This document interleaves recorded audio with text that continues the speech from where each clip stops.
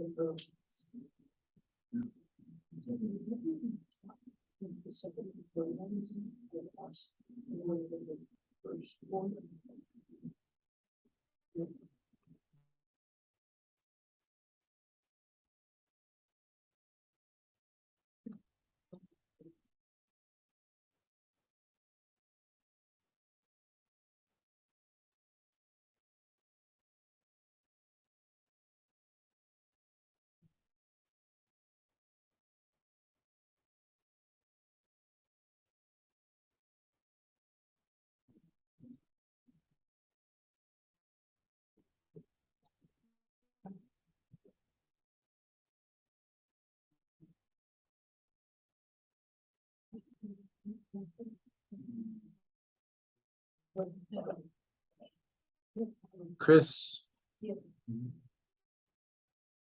Avery's here. Tyler. Here.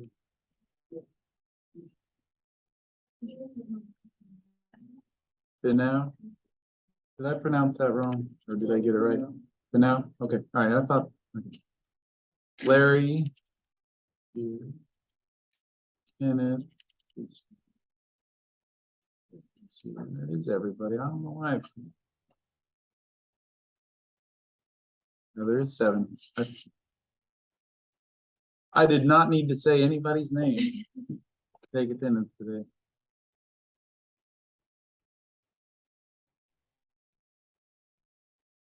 Not gonna lie, this semester is looking good for attendance. Even in the intro class.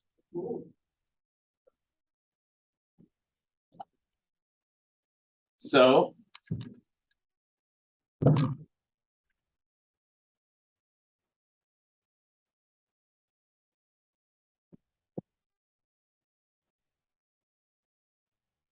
Today, we're going to talk a little bit more about what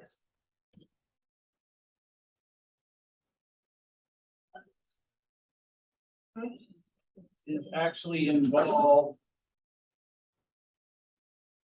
in a criminal investigation.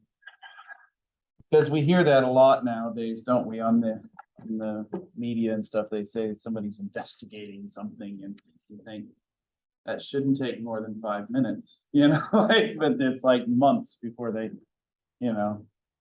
finish their investigation. And that's because,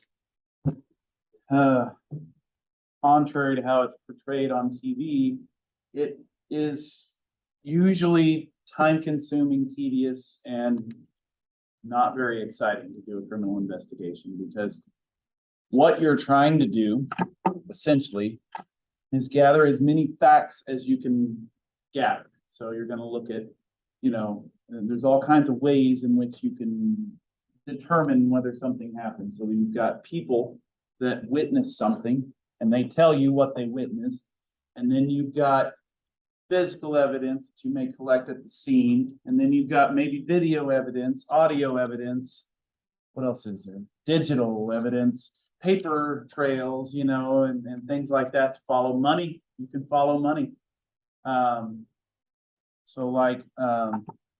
anybody ever heard talk about, like, when they talk about like campaign finance reform and stuff, about like dark money being funneled into these, what that means is that they're trying to basically disguise where money comes You know, it's also, could be called money laundering, you know, if it's like a criminal enterprise, right? They get their money from drug sales or whatever, and they're trying to make it look legitimate. And so when we say follow the money, it means, okay, we know where it ended up over here, and now we need to figure out, okay, where did it come from? You know, it was transferred from this account to that account, and from that account to that account, and that account to that account, and that, you know, on and on and on and on.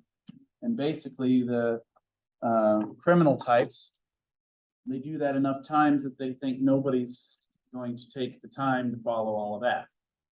Somebody eventually has to.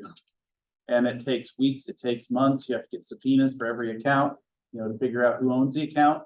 You know, when it was created, when it was shut down. Shell corporations, have you heard that term before? So like in white collar crime investigation, somebody might set up a company just for the purpose of setting up an account so that they can move money to another account, you know, and it's the reason they call it shell companies. It's like the shell game, right? You know, that, you know, which cup has the seashell under it or whatever, you know, and, you know, they move it around, and if you're, you know, paying enough attention, then you can kind of follow where it goes. So, that being said, I spend the first part of this class, first part of forensic science class, you know, and kind of, you know, doing some things that aren't necessarily very exciting in the class. Like we're going to do a crime scene sketch. We're going to do, you know, where you've got to like measure and mark evidence and make a sketch and do things like that. Because that's the job. That's the reality of what you're going to end up having to do some way, shape, or form. Now, are there things that can make that easier? Hell yeah, there are. Like if you're working like fatality car wrecks and stuff nowadays, they have what they call a total station. It's like a GPS system that'll map your intersection, that'll map your roadway, and you'll be able to locate evidence in there. It has its own version of tedious and time consuming. And I talk like I've used it. I haven't. I've never worked at a place that did traffic wrecks. Sheriff's departments let the highway patrol do it, and Capitol Police, we were really mostly oriented towards the Capitol grounds, and so we had one road, you know, so we really only did traffic stops if it was something really ridiculous right in front of us. But the point that I'm getting at, we definitely didn't work fatality wrecks. So, you aren't necessarily going to have software to make it easier or whatever, but you could definitely do these things on a computer-aided drafting program or something. Is anybody kind of tech savvy that way? Or, you know, I haven't yet had anybody in here that's like, oh, I think I could do this in this program. But I would welcome it if anybody did want to try something out like that, because I think that would be kind of neat to see. The point of the exercise isn't frustrate you or make you mad. I'm not going to grade your ability to, you know, to draw or anything like that. Fact of the matter is they actually make templates, you know, for this kind of thing. They cost, you know, like $10 or something like that. I mean, I'm not saying you got to go buy it. I was just saying that the point of the exercise when we do the crime scene sketch, which will probably be the next class, not this one, is that it's not as quick and sexy as it looks on TV. So, you know, is CSI like still on? Like, are they still making new episodes of that, or is it just old stuff? I don't even know. I'm old. I'm gonna turn 39 this weekend, so yeah, that's too damn close to 40. So, so you know, I make a lot of references to things that are probably before you were born, you know. In fact, some of the things I make reference to is like when I was 10 years old or something, like O.J. Simpson. I'm going to talk about O.J. Simpson quite a bit. And it's not so much because I like talking about O.J. Simpson as much as it is that was the first really big high profile case that even nowadays, most of you were nodding your head when I said the name. You know what I'm talking about, you know. You know what he's alleged to have done, and you know, quite a lot about it, even though it was almost 30 years ago, and I was 11 years old when that happened. But I remember the trial. I remember it's all over TV. It was kind of the first thing that went, quote, viral before the internet was a thing. It was viral on the TV, all the stations covered it during the day. It was kind of neat. They preempted their programming to cover the trial live as it happened over several months, in 1995. And so, but I talk about it a lot because it was also the first case that featured DNA evidence. There was a lot of DNA evidence. His DNA was at the scene. Their DNA was in his house, and in his car, and on him, and it's really quite remarkable how he was able to be acquitted of that, all that forensic evidence. But one of the reasons is they were able to poke little holes in a lot of different places. One of the detectives on that case had blood evidence in his trunk, went home, went to bed, turned it in the next day. Not only did that degrade the evidence, but it also created technically the opportunity that somebody could have tampered with it. Yes, it was locked in his trunk. No, there was no evidence that anybody broke into his car, but people can do that kind of thing without evidence, and so, it was, all they have to do is create reasonable doubt, and it was also 1 year after Rodney King, the riots that were devastated LA. And so that it turned into a big, issue in that regard because, it was, the tensions were still high from that. And, but, there's things like that. They pulled blankets or sheets from inside the house to cover the bodies. He used to live with her. So maybe that's how his DNA got in the crime scene. He hadn't lived with her for like 3 years or something at that point. I mean, his DNA was not on her sheets, but maybe, and then the order of operations that they did things like changing gloves between handling different pieces of evidence that have blood on them. At that time, all of this was kind of new to everybody, and they hadn't established necessarily the strict procedure that they have now. But when you're working in the field and your boss tells you or whatever, you think, oh, I need to change gloves, you might be like, that's a waste, and it's a hassle. And it sucks because your hands are all sweaty. So it's hard to change the gloves because you got to kind of dry them off before you can put new ones on, that kind of stuff. If you get the powdered kind, then you worry about that contaminating things. And so it's its own thing. There's a lot of different little things to consider like that because they don't have to prove, right, that it was contaminated. They just have to prove that it could be, And so basically the defense brought their own experts in that basically made the crime lab people kind of look stupid and had forced them to admit that it was possible that maybe there was some cross-contamination because when they handled samples in the lab, they didn't follow the procedures that we now have to follow about changing gloves and doing things in the right order.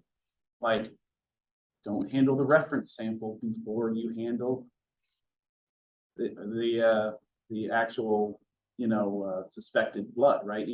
Because you could cross-contaminate. So we learn a lot as we go over the years. That case really kind of had all of those elements kind of packed into one. Plus, they exposed the lead detective as an outright racist, who made very concerning statements about framing people and stuff like that in the past. So that was the whole thing. So, needless to say, at various points in time throughout the class, I will talk about that because it just has a lot of that packed into one thing. Trying to think of what else there is. More contemporary, I'll talk about George Floyd. I'll talk about Michael Brown. I'll talk about things that are more contemporary. But once in a while, I you know, the stuff I'm talking about is like 20 plus years old because I'm an old guy.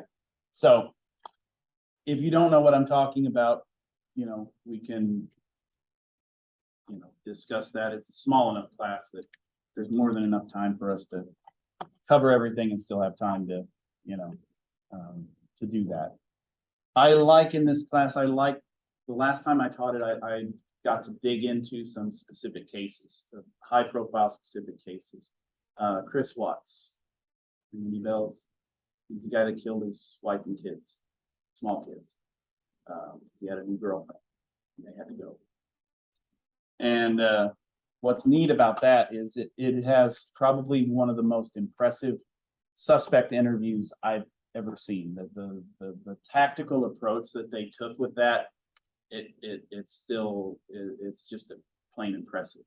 And so we'll talk a lot about that case. That case we will unpack. I'm going to have a 3 or 4 part documentary that I'm going to want you guys to watch.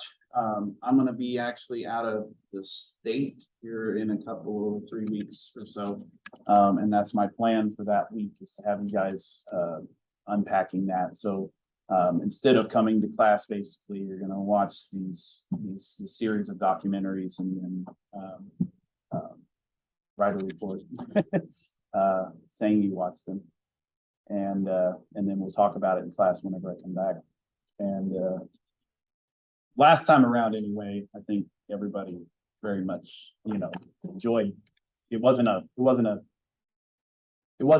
to watch the videos, even though it's a long, you know, they're probably 3 hours worth of videos to watch, but you know, it's like watching a damn movie, you know, like it's really interesting how this played out, because he called the cops basically and said she was missing.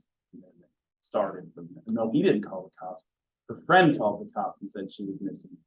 And then, you know, it took a while before they could figure out that it was him.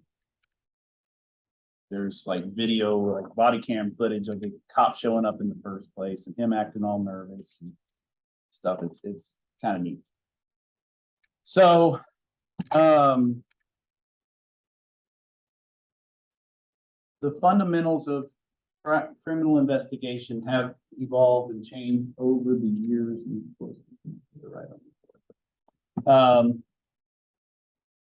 I'm not really going to expect you to know names of people or anything like that. I think that that's kind of, you know, a waste of time to memorize everybody's name.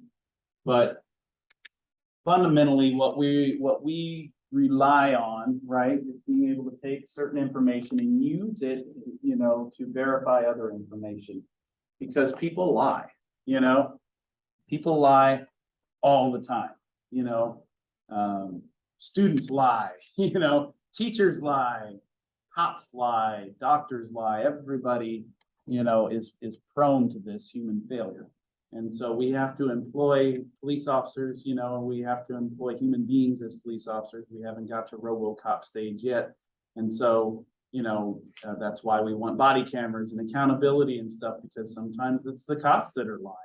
But, you know, when we're doing criminal investigations, whether we're investigating the public, whether it's internal affairs, investigating the cops, or whatever the case may be, we want to try to gather as much information as possible and then compare it and see what adds up, what doesn't add up. So Michael Brown, the Michael Brown shooting, it's still a lot of people that are afraid to say that that was a justified shooting. It was. You know, the FBI published their investigation after they were done with it, and they were very thorough. And all of the people that said he got shot in the back or that he was surrendering, and all those people, their full, you know, testimony was refuted by the physical evidence. You know, he wasn't shot in the back. All of the bullet wounds entered in the front of his body and exited through the rear of his body, meaning he was facing the cop. So anybody that said he was running away, they're discredited, right? And likewise, anybody that said he was surrendering, right? The trajectory of these bullets show that he was not standing upright. He was facing like this. He was like ready to tackle, you know. And the biggest coup de grace was the very first shot that was fired. was a contact wound right here, which means what was he doing? He was grabbing the barrel of the gun, trying to take it away. And so, you know, those things in concert supported certain people's testimony that said, well, you know, this is what happened. He was charging at the cop. Okay. And that's also what the cop happened to say.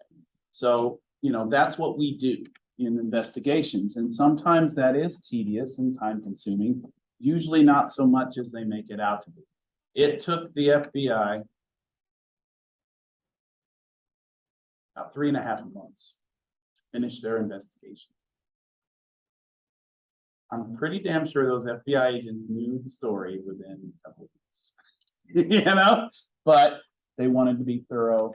They wanted to make sure all the I's were dotted and the T's were crossed. They put it in front of the grand jury. That took its own time and different things like that. So, you know, there are things that slow it down, bureaucratic BS and stuff like that too. But needless to say, that's the process that plays out over and over again, no matter what. Used to be, back prior to about 100 years ago or so, we pretty much relied on two things to close cases: confessions and witnesses. You know, if somebody witnessed you committing a crime, we could convict you of it. And if you confessed to committing a crime, we could convict you of it. But absent those two things, they didn't really have much else. You know, when we talk about the history of various things, which we're only going to kind of scratch the surface of in this class, you know, we're going to talk about, oh, in the late 1800s or the early 1900s or something like that. That's when most of these kind of forensic science things that we think about kind of came to be. And some of it was late 90s, you know, DNA evidence and stuff. That was, you know, like 1990s was when that became a thing, you know. In fact of the matter is, for much of my early career, we were able to follow cases of people who had their convictions overturned based on DNA evidence proving they didn't do it. You know, there's 300 or 400 people, you know, I mean, it's considering how many people got convicted, you know, over the years, it's a small percentage, but it's still a lot of people, you know, raw numbers. And that's just the ones that could be proven innocent, much less the ones that couldn't. You know, sometimes DNA ended up being the centerpiece of it, and sometimes it wasn't. It just proved that their case wasn't as strong as they thought it was, that there's some doubt cast upon the field. And that, when things started to change, there's a man named Locard, and he came up with this, they call it the exchange principle, and that is, boiled down to a nutshell, every contact leaves a trace.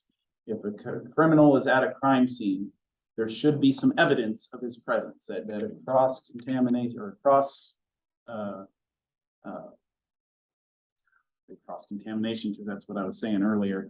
But, you know, basically he leaves some evidence of his presence behind. He may even take evidence of his presence with him from the crime scene. You know, so this is best illustrated like if somebody has to go through like a muddy creek or something like that to get to or from a crime scene, you could follow their footprints. If somebody is injured during an encounter and a drop of blood falls to the ground, you could use that to place them at the crime scene. Fingerprints and things like that are left at a crime scene. This guy said that this idea of the exchange principle long before most of this stuff that I'm giving as an example was even a thing, right? He proposed that you know, you could use the scientific process to cross transfer of evidence. That's what I was trying to say that I couldn't. I don't really use the PowerPoint, but sometimes it is helpful. And so we rely on that more and more all the time. So things that are true now were technically true then. It's just we just didn't know what we were looking at, right? So at the time when he said this, you know, I think he was more thinking about like fingerprints and things like that, because that was what was kind of emerging, you know. But now we can do it with blood. Back then, all you could prove is, yep, that's blood. you know, and then it got to a point where we could prove, we could type the blood, right? You know, that it's type A, type B, type O, you know, RH positive, RH negative, that kind of stuff. And you know, that's what we call class characteristics rather than individual characteristics. But now we can, with DNA, we can do individual characteristics, and that did not come up. Individual characteristics, which means that, you know, we can prove that it's your blood, not just somebody who has the same blood type as you, which excludes certain people. So if I know that you're type A positive blood and you're type A negative blood, and the blood at the crime scene is type A positive, then that excludes certain people, right? So class characteristics can be a good thing, especially when it's used to exclude somebody as a suspect. But individual characteristics are what we hope to find.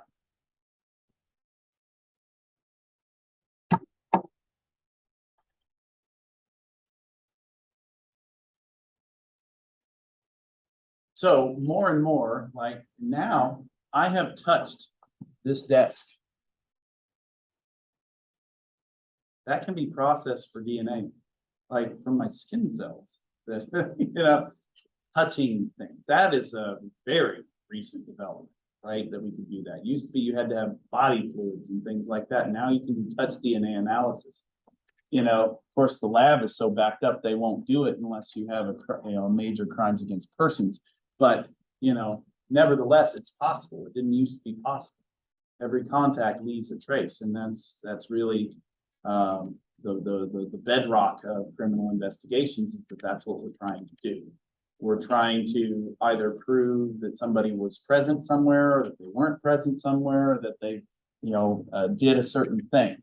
And so we have all of these options to potentially prove or disprove facts related to that, right? So if I want to prove, I think I already did the exercise. If you had to prove that you were here, right, what would you do? You know, and there was several ideas and things that kind of came out of that. But once in a while, you can't, you know, I mean, it sucks, but once in a while you really can't. So I'll give a couple of examples of that. One that breaks my heart, and another one that is just frustrating. So the one that breaks my heart is child sex investigations. How do you prove that? Right? You got a kid saying they were touched. You got a grown-up saying they didn't do it. You know, how long ago did it happen? You know, were there witnesses? You know, is there, like, you do like an examination, like a medical examination? Is there, you know, evidence that they were, like, you know, rough or whatever? You know what I mean? Like where there'd be evidence of injury or something like that. But absent all of that, especially if it's a you know, 2 years ago he touched me thing, sometimes there's nothing we can do, and it breaks my heart. It sucks because you want to believe the kid. You know, who makes that up? You know, but you also have to prove beyond a reasonable doubt, of course, if you're going to convict somebody of that. You have to have probable cause even to arrest them. And so it sucks. Sometimes this thing sucks because it's the kind of crime that's very private and difficult to prove, you know. So the other example I want to talk about this, about where you can't prove it, is there was a shooting in Sedalia. A young lady got shot by the cops, and the police officer, have I talked about this? No, okay. It was a couple of years ago, actually before I was commissioned there, which was when I was still in Cole County. And one of the deputies pulled somebody over for some kind of a traffic violation. I don't remember if it was a lane violation or if it was like rolling through a stop sign or speeding, something like that. Pulls this lady over, and according to him, we only have one side of the story because she's dead, spoiler alert. She according to him, she was irate. You know, from the moment he approached the car, she's just screaming and yelling and being irritated with him and all that stuff. Rude, inconsiderate, all that kind of stuff. It happens, you know. Anybody that's stopped more than, you know, dozen cars has probably approached somebody that's caught, you know, under the collar about, you know, the inconvenience of getting pulled over and how dare you kind of thing. And you just kind of roll your eyes and deal with it.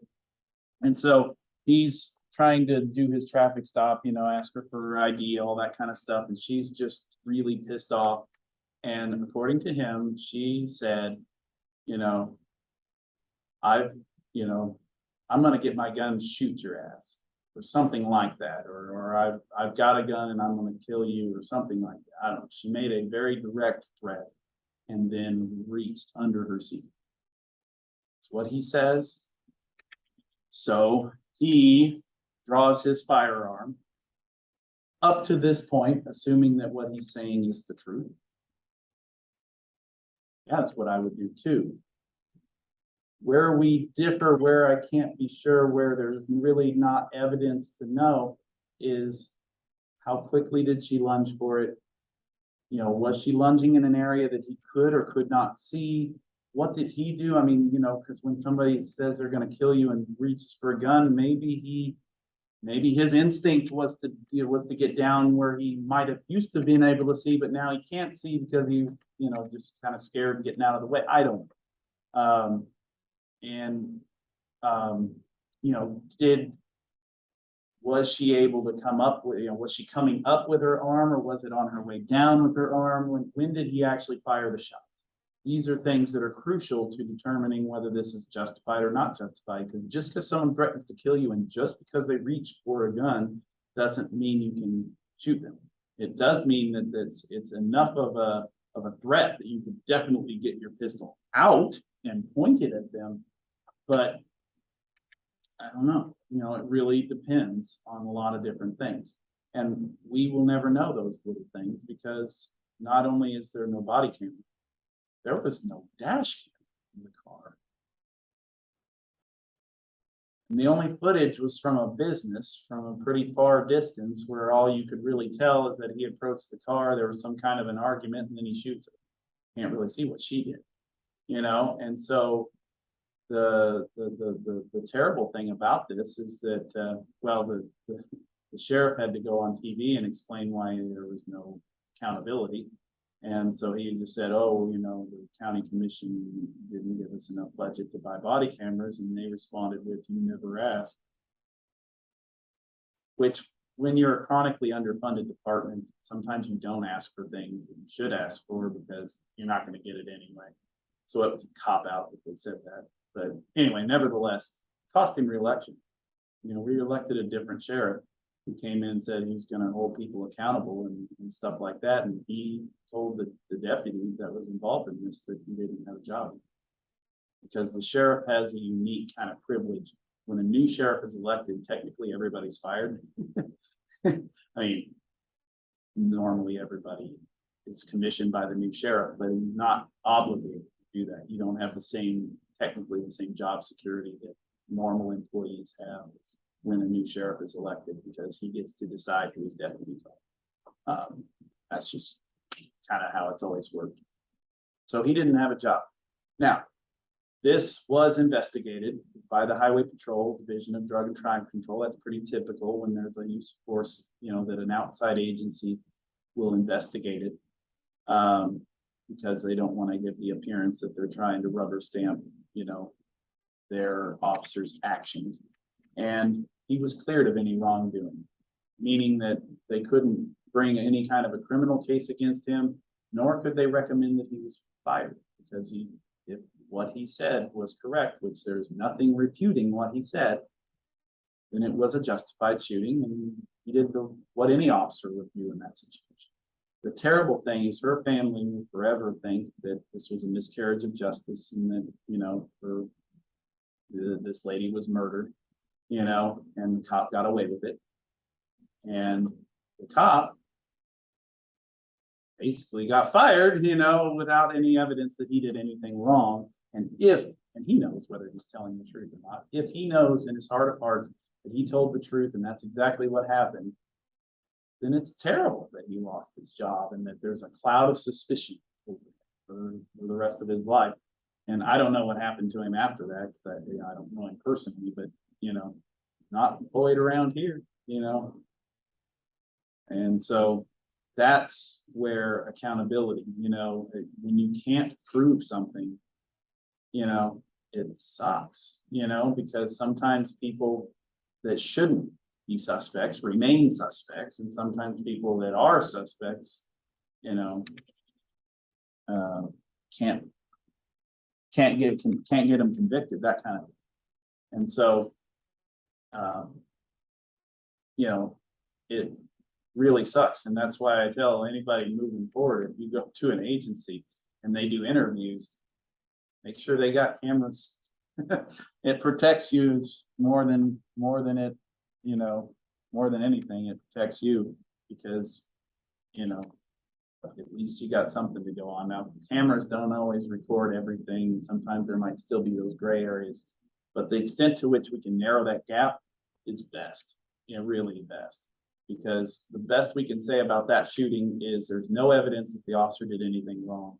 But that's not the same thing as saying there is evidence that he did right. Yeah. They find anything underneath your seat? No weapon was found. I forgot to say that. No weapon was found. That's why this was controversial. If she had a gun under there, I think, it would have, the presumption would be is that he was telling the truth, right? But because there wasn't a weapon found, people think, why would somebody say they have a gun and lunge for it? No, maybe she was suicidal. Maybe she was just angry. People do irrational things that are out of character all the time, like when they get mad, and I'm talking about both in small degrees and large degrees, because I can tell you, I've lost it with my kids. I've yelled at them or, gotten really angry and then realized, why am I so angry right now? I need to stop, or ooh, shouldn't have said that, in an argument with my wife or whatever, right? It's just one of those things. It's like emotions cause us to do things that we wouldn't otherwise do. It's why, like in the intro class, when I talk about theory and stuff, that deterrence effect, right? There's limitations to that because people don't always act rationally. They don't always think before they act. They don't always, it doesn't make sense, like the guy that tries to, tie a chain around his bumper to take the ATM machine and it rips his bumper off. What's on your bumper? The license plate. And he takes off, right? So, people do stupid things all the time because, they're flustered, they're angry, they're, emotional in some way. So, honestly, I believe all the people that say that Michael Brown, was generally speaking, not an aggressive, mean-spirited guy. It's just that day he decided to be that guy, and probably something going on with him mentally that, just kind of caused him to not give a shit, and say, I'm going to take what I want. That's why he pushed the liquor store clerk. That's why he confronted the officer. That's why he attacked the officer in his car. That's why he turned around and charged at the guy after he'd already been shot by him once, people do things when they're emotional that they, wouldn't otherwise do. So, I think that I think it's already passed where, the point where, the public isn't going to tolerate we don't have body cameras. All it takes is one controversial thing. And for you to have to come, you're a boss to have to come out and say, oh, we didn't have body cameras. And it's just, the presumption's going to go against you more so than it's going to go for you. And that's why our sheriff lost re-election. That's why, like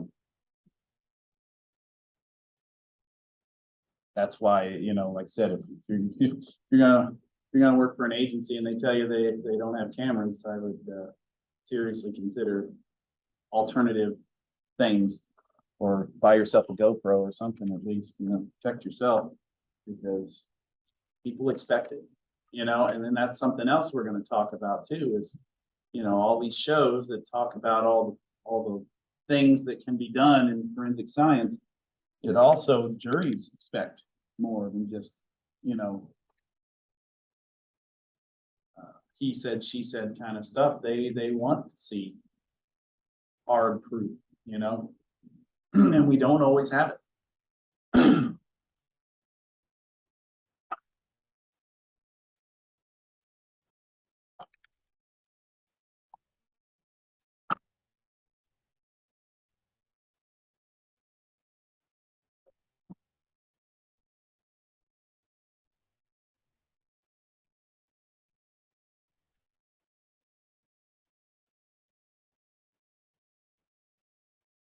I think, I think we're done with this.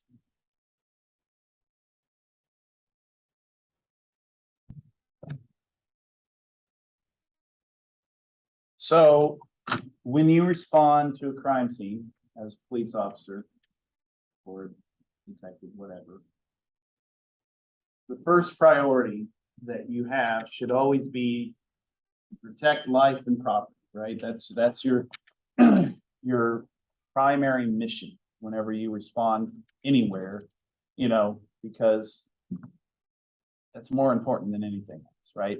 And so there is a competing interest here, right? That we have, because from a getting this case to trial and prosecuting the offender's standpoint, right? What's the most important thing? Like preserve the crime scene and don't let anybody contaminate it and collect it and get it to the lab and, you know, and all that stuff. But if you show up and there's people bleeding and people dying and people do whatever, what are you going to do? First thing you're going to do is invite all these EMTs to come stomp on your crime scene and try to save your victim, right? And it's going to totally destroy everything. And you're going to have their footprints in the blood and all that other kind of stuff. And it's going to be a mess you're going to have to unpack later, because what's the most important thing? Life and property, you know, like, you know, mostly the life part, you know, but when there isn't somebody in danger, then of course you try to, you know, preserve what you can, you know, and, you know, like stop people from destroying property, which is like during a riot or something like that. That's what the cops are trying to do, trying to stop the destruction of property without like killing, you know, and it's hard when the crowd gets large. It gets much harder to do, you know. There's a lot of controversy about that in recent years about how cops handle protests and stuff, because, you know, when a peaceful protest turns into an unlawful assembly, then, you know, it kind of blurs the lines there, because if you let them just go and then they destroy everything, and if you cut them off, then you're trampling on their First Amendment, you know, rights. So there's kind of this different parts of the country and stuff have handled it different ways, but you know, it's really about trying to contain it as much as possible, and also, you know, knowing when to disperse people, because sometimes you just have to end it, you know, because it's just gotten way too far out of hand. So, you know, there's you know, people die in the midst of those things. People died in the St. Louis riots, you know. It wasn't well publicized because the media wasn't wanting to really turn public opinion against the cause, but, you know, it's definitely dangerous environment, you know, because there is no law and order, you know. It's just chaos and anarchy, and people think they're insulated from accountability when they're in a big group like that. So they can just do whatever they want to with impunity, and that's dangerous. Vigilante mob kind of thing, you know. So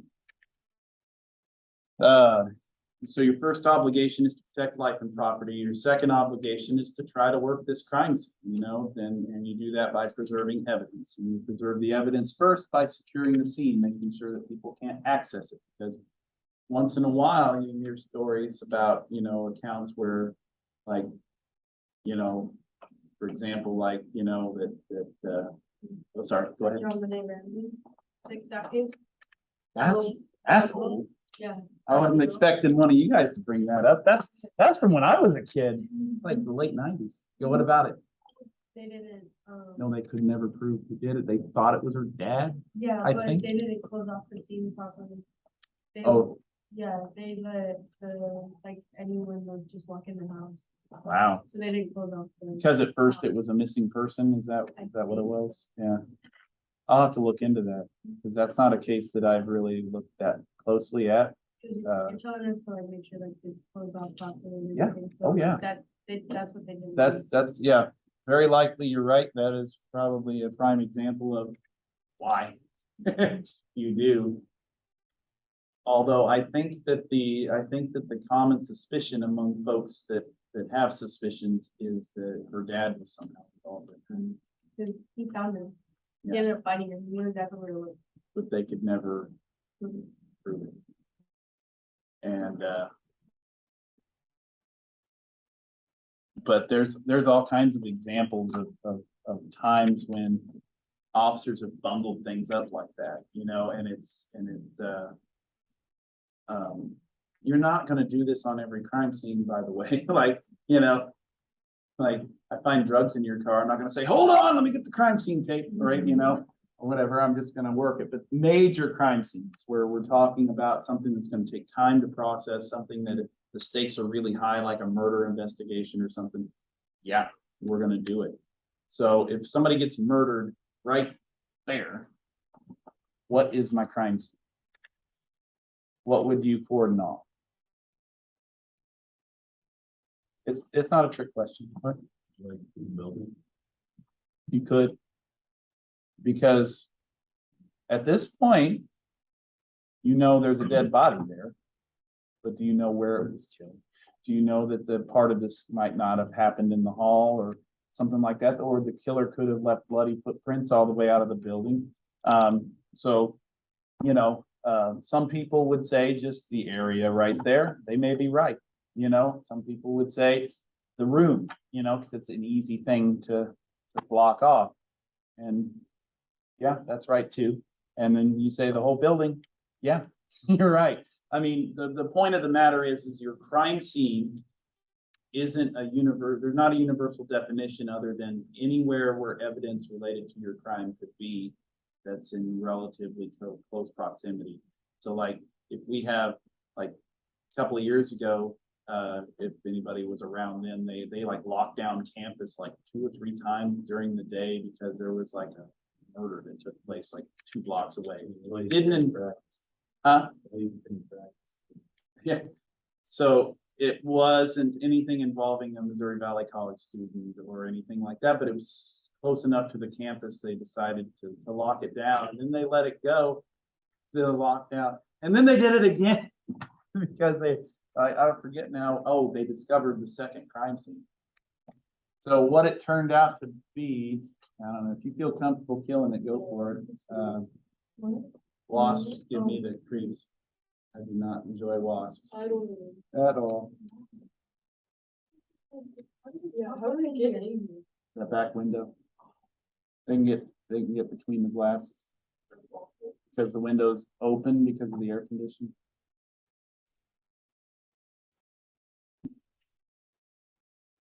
Class just stopped.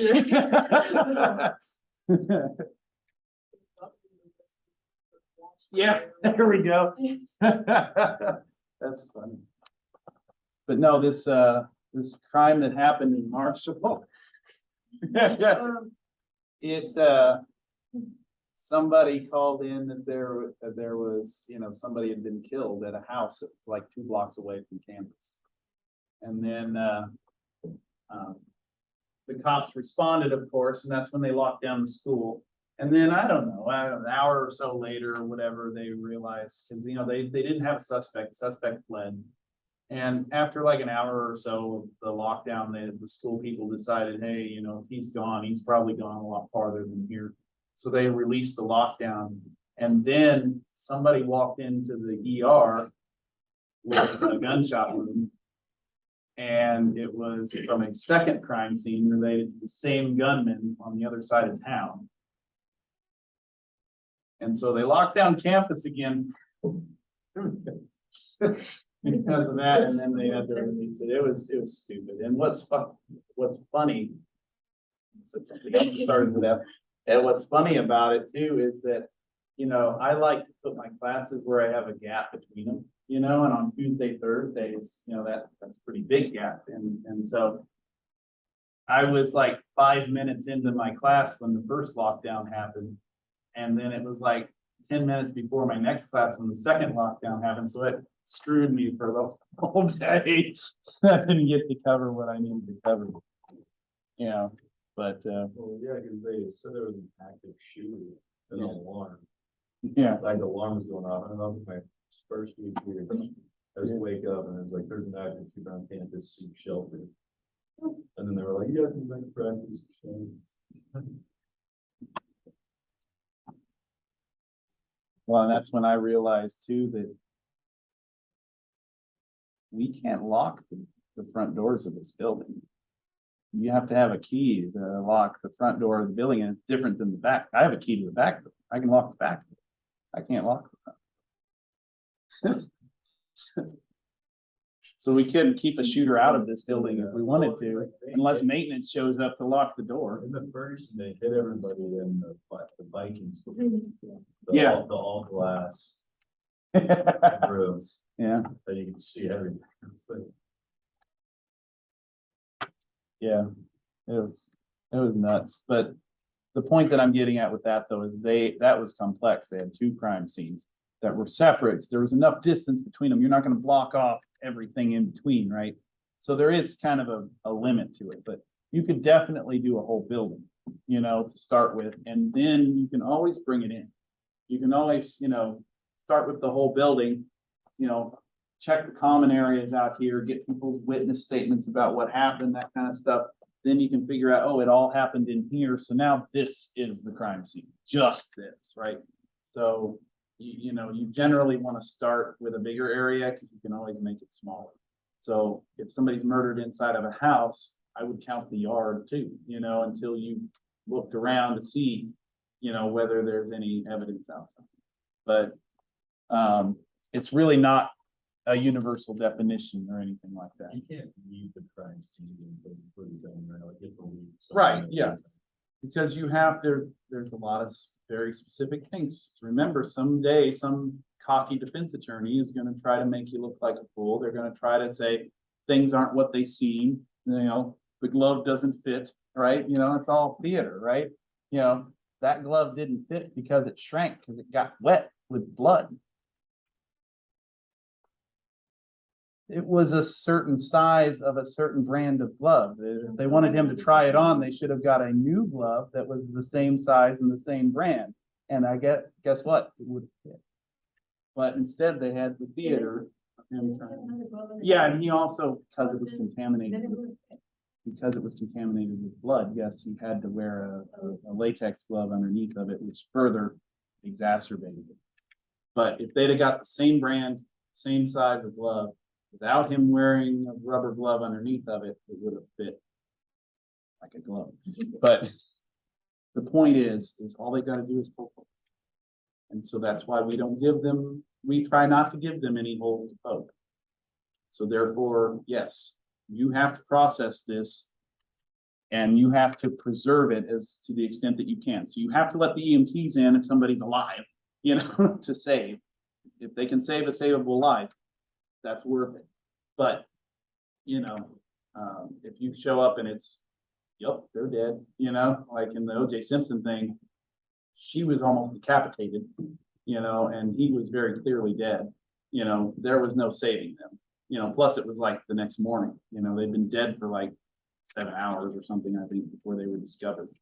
And so, you know, if it's obvious that there's no life to save, then you do cordon it off. You do keep everybody out. You know, if it's a significant enough crime scene, you're gonna have somebody at the door logging who came in and who came out. You know, and if you got your EMTs here and they're leaving footprints in the blood, you know, you're gonna need their names too, because you're gonna have to get their shoe impressions so that you can tell their shoe prints from the bad guy's shoe prints and that kind of stuff. You know, it's also complex too, because if you have like, what if your suspect lives in the home, you know, you got to keep them out too, you know, and that sucks, you know, because I mean, if you watch movies and TV, you think it's always the husband, always the boyfriend, always whatever, but it's not, you know? And so sometimes you have to, try to explain things like that as it's procedure, it's the way things are done, as opposed to, something where we actually think you're a suspect or actually think you're a bad guy. So,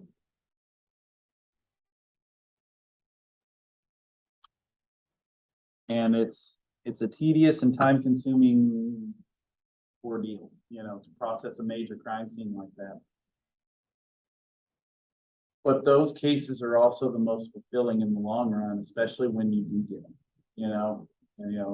or the sex offender, when you finally do, prove, that kind of case. It's very fulfilling because, it's a very real crime against persons and you've been a part of bringing the justice. So, if you're the type that likes, puzzles and things like that, then investigations is for you. If you're the running and gunning, I want to have action all the time, you probably don't want to be a detective. You want to be an actual, patrol officer or something, SWAT team member or something like that.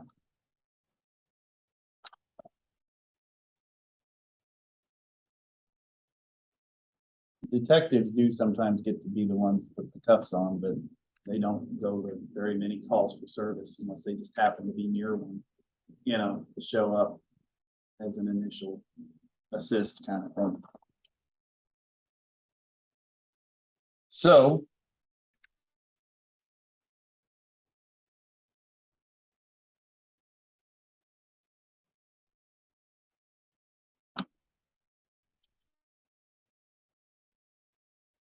let's see if I can find something. I'm curious.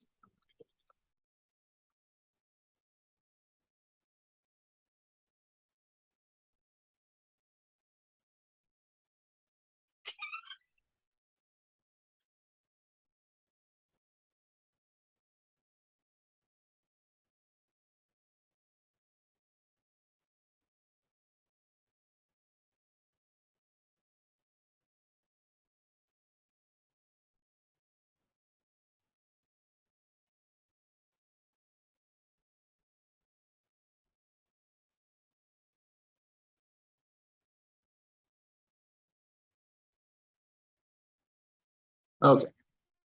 There's kind of a synopsis of what happened. 1996. I was 13 years old. Oh, I assume like one movie on Oh, yeah. There was a ransom note. I remember that, because that's why they think it was the dad, because I think they did like handwriting analysis. $118,000. I don't think that was a lot of money even in the 90s. For a ransom note, like, be willing to like kill somebody over.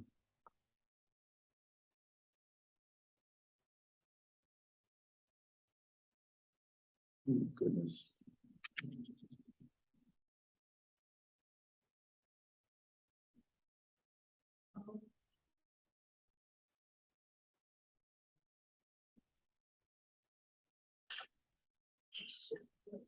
Okay, so here's the thing.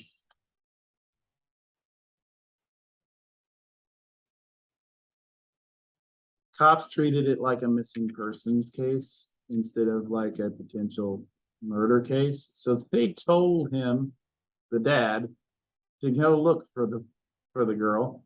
And he went to the basement, found her dead, and brought her upstairs, which means he put hands on her and he was there, and he explained away any evidence there.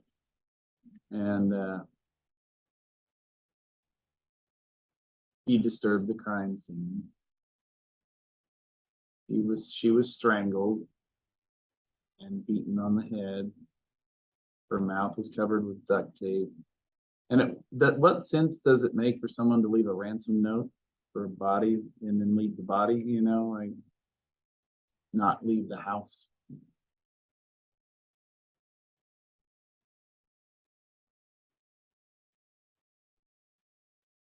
All right.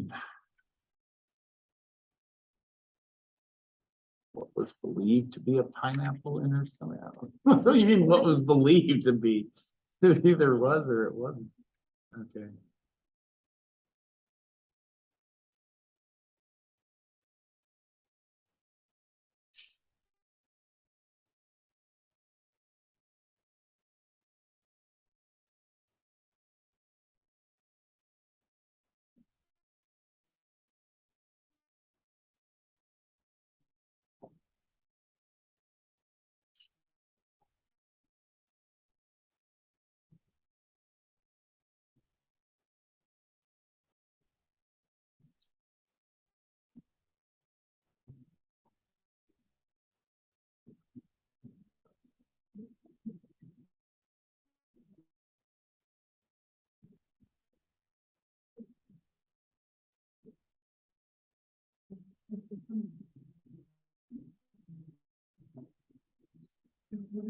Okay, so they did the handwriting analysis and they concluded that the dad and the brother had not written the notes, but they couldn't say that the mom did, but they also couldn't say that she didn't. It was unconclusive.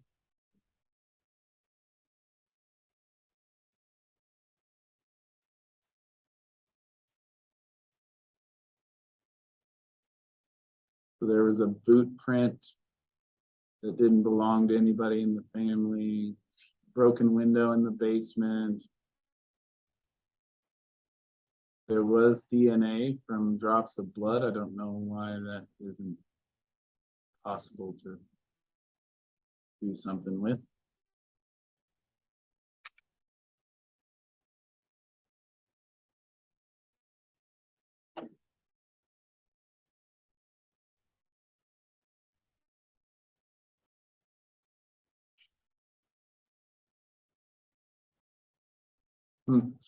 Some guy tried to confess to killing her, but then his story didn't add up. He said that he drugged her and raped her, but there were no drugs in her system.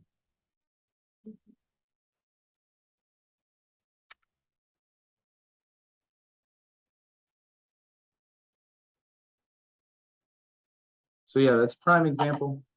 Good job. Of why it's important to follow the procedure, because you never know. One thing definitely, like Gabby Petito started as a missing person, ended in thing. So unfortunately, sometimes kids do like run away or do things like that, and that clearly it seems like what the cops were thinking when they called it in. But you should still go through the motions and show up and do a search and that kind of thing, if for no other reason than put the family at ease that you're actually concerned, right? Because if you just say, yeah, go out and look for her, that doesn't seem like very good police work, community relations, whatever you want to call it.